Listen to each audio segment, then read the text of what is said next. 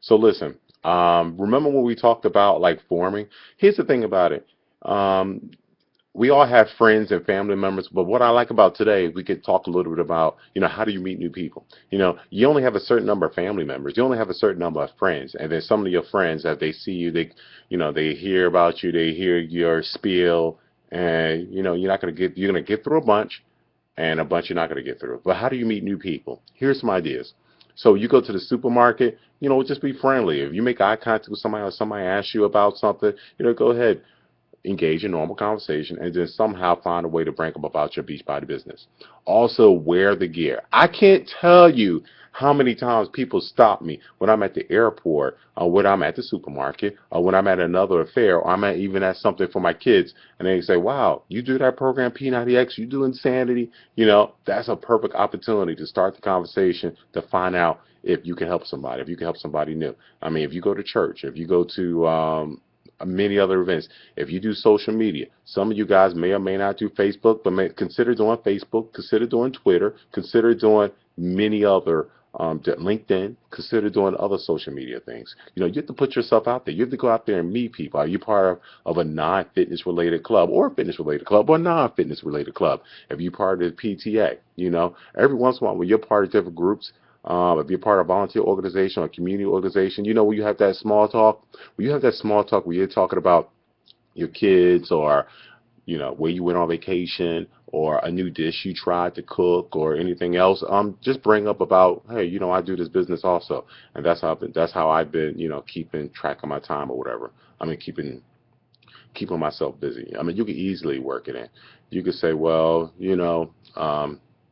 I'm feeling a little bit sore. I've been doing a little bit of this new program I've been trying now. I've been doing for the past 3 months, and it actually helped me lose about 50 pounds. I've been doing this program. So you can work that in. That's a corny way of doing it, but that's an example of how you can work that way in.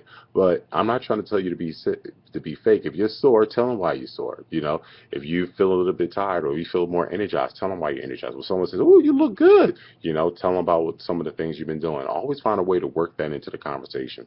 So that's how you're going to find a new market. Because in the end, there's only a finite group of people that you know, but there's an infinite group of people you don't know. Think of it that way. Once you learn to tap in on a regular basis, that infinite group of people, guess what? There's infinite growth to your business, and there's an infinite growth to how big your business can become. Finite is your family and friends. That's a finite. You only have a certain number of family. You only have a certain number of friends. Okay. Now, of course, there's an infinite group of new friends and new family you can make. Just with anything. When something's old, it has a limit to it. When something's new, it could be actually expanded to infinity. Okay. I'm not to be corny. I'm being corny today. So, I want you to think about that. How are you going to tap into the new market? How are you going to meet new people? How are you going to bring this up to new people without it sound like a sales pitch? Even when you meet new people, you don't always have to invite them right away. You meet new people. They say, I'm interested in, get their contact information and find out their level of interest. And then when they tell you about their level of interest, find out more about them as much as possible. Find out what their needs are. Find out where they've been and where they want to go. Find out where they are. And then after you start forming a person, that's when you start leaving them your message. That's step 5. Get through step 1 through 4 first. Okay? So that's what you got to do.